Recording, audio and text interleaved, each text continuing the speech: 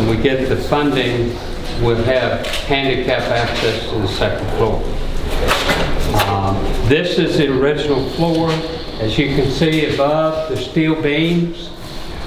These were all plastered over because of the water damage that occurred in here while the building was unoccupied or not well maintained. Plaster was falling off. You could see the wire mesh below where the plaster was adhered, and it all came off, or most of it, and we took what wasn't coming off down. Because we did that without permission from the Department of Historic Resources, we didn't get approved for historic tax credits.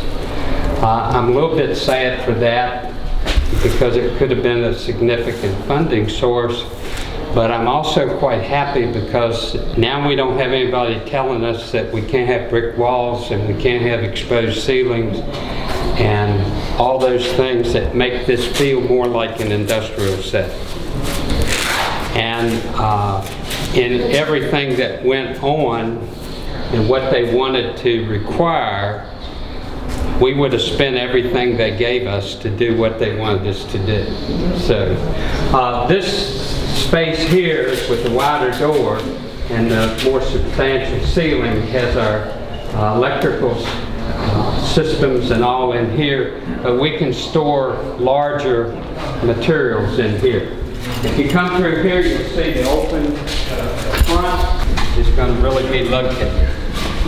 You can see we've got water, electrical all around, the open ceilings. I think this is about 13 or 14 feet. And so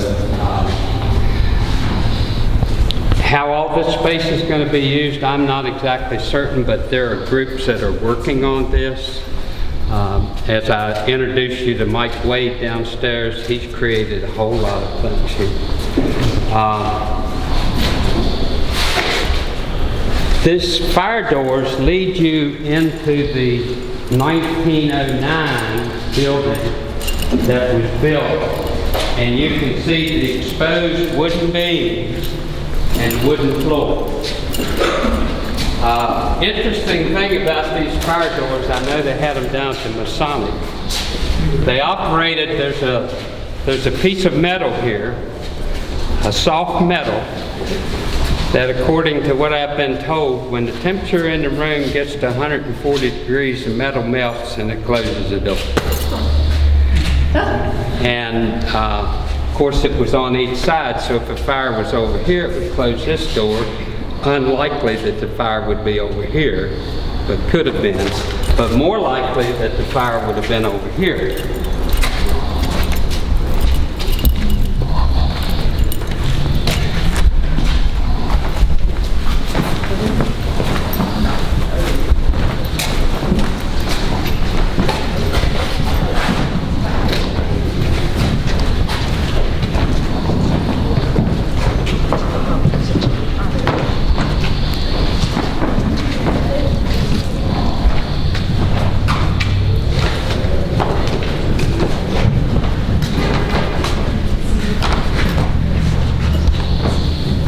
Now the wooden windows in here in the other building were the original windows. They were restored by the workers from Sam's and Company, who's the general contractor on this.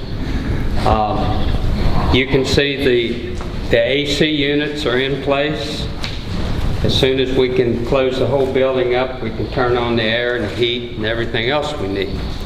The floors, at first we were thinking about refinishing them, but you can see how damaged they've been over the years. And that might be a long-term goal, but we'll probably put some kind of floating floor here, some kind of laminate or something that will be useful. We're going to leave the ceiling as it is, at least for the time being. If we find out too much heat's going out the roof, we might drop a ceiling in here. But again, this is about 13 or 14 feet. Where there was plaster, we left plaster. And actually we had somewhat of a master who came in and finished these walls off with a textured look. And we'll put the wainscoting back on the bottom of this. But this room also has endless possibilities, computer simulations, hands-on activities, water tables, whatever it is. I've told people we've got to have a water table because kids will stay there all day and make mom and daddy come back again and again and again. And so you can see even up here we've got things that came out of the Hercules and AET plants. Mike and them know more about it. These glass globes, you'll see some lighting downstairs that utilizes those glass globes that came out of the ground. And we're trying to make everything as interesting as possible and true to what it was when it was here. There's a small section behind, but when from the outside you'll see that the back of this building was not finished over about the last 30 feet of the building. But when they built the second floor here, it went all the way through.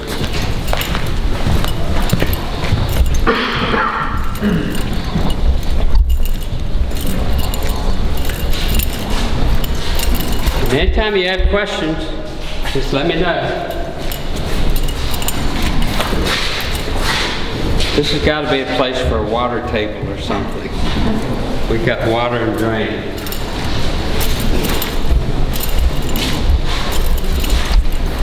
And we don't have any lighting up here except there's enough natural light and other light that you can see where you're going. And the floors are pretty clear. Show a film. You could teach a lesson. You could do any number of things. There won't be any permanent seating or anything, but you can set up tables and chairs and have Kiwanis Club, Rotary meetings, Women's Club, Garden Club, any club can meet here. You could have it catered. This is a unique part of the building in that it was not part of the 1899, 1909, or 1916 structures. This was here sometime before that. And you can see that the windows were bricked up when the addition was built on. And they did cut a service stairwell in here, but there was no stairwell up here in the original building. You came in from the outside. And there would have been a stoop and a set of stairs that would have led you up here. But this is an interesting part of the building. And so this is square feet that brings us up to about 17,000 square feet. So, any questions on this? It'll be air conditioned.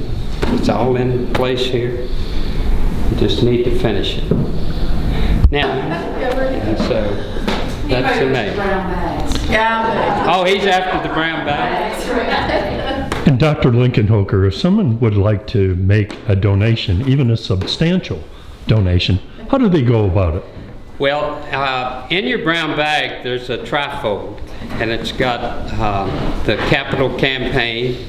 We're going straight from the brown bag hard hat tour to the brown bag and hard hat campaign.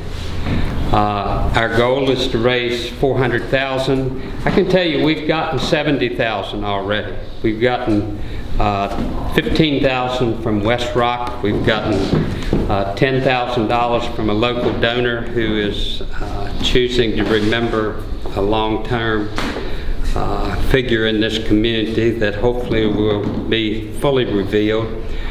The Nettleton Foundation, thanks to Blakesley Chase and John Rokovich, we've gotten a total of $36,000 from them in 3 different years.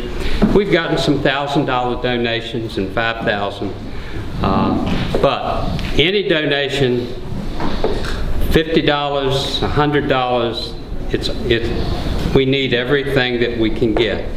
We do have a unique opportunity to not only you to donate maybe a sizable fund, but you've got relatives, parents, uncles, aunts, all over who worked in this community, who made a living in this community, who labored, whether it was laboring as a production employee in the paper mill or laboring as the housewife that's maintaining a family and being sure that the worker can do that. For $100, we will put that person's name on a wall of labor. It will name them. If they were a mechanic or an operator or whatever, we'll name their profession or their occupation, who they worked for and how long. And then you'll be remembered because you'll be in the by space, donated by granddaughter, daughter, whoever. So that's also unique. And I have a goal to have 1,000 names on that wall. Where's the wall going to be? It'll be in that main entrance when you come in. You'll come in the main entrance and there'll be a counter there. You purchase tickets to go into the museum and so forth.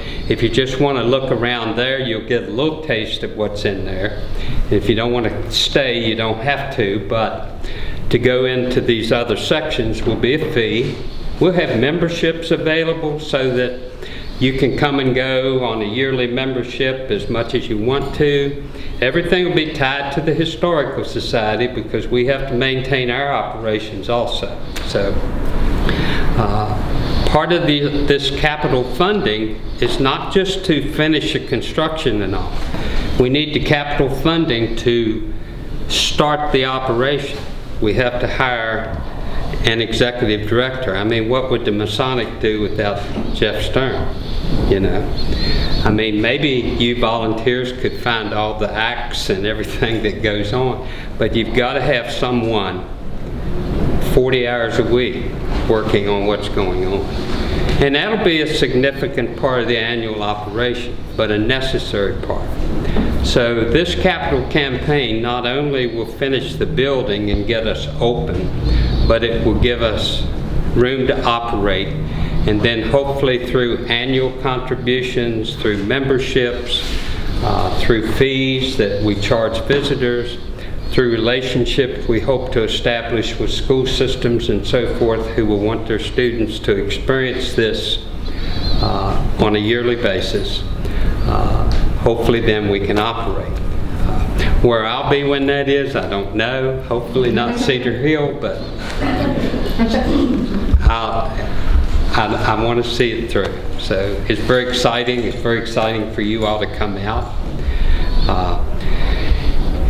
As for the big contributions, Jerry, just give me a call. I'm happy to pick them up and take pictures and do whatever we need to do. But I'm just confident that this will work.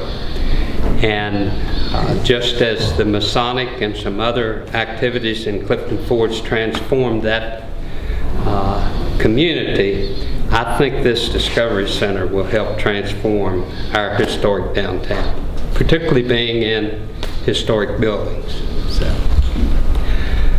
and I mentioned the the gifts from the Nettleton Foundation and so forth. The Rookland family, everyone must know, they've got a substantial contribution here with the gift and sale of this building to our group. So